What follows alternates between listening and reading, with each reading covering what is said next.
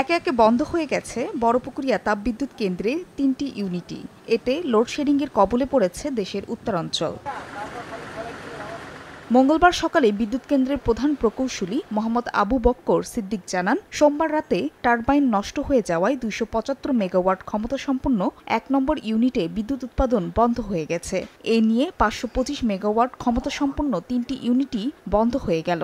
সম্ভব হচ্ছে না জাতীয় গ্রিডে বিদ্যুৎ সরবরাহ। তবে ১ নম্বর ইউনিটের মেরামত কাজ দ্রুত চলছে।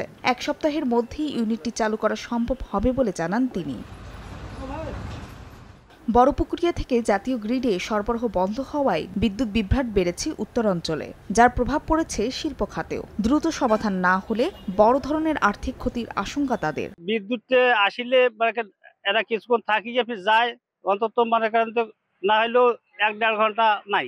মোটরে পানি শেষ ব্যবস্থা, সেটা পানি পাচ্ছি না। ওয়ার্লিং মেশিন আছে, হ্যান্ডসান চালাই, কারেন্ট সাথে চলে না। কাজ কাম সঠিকভাবে করতে পারতেছি না।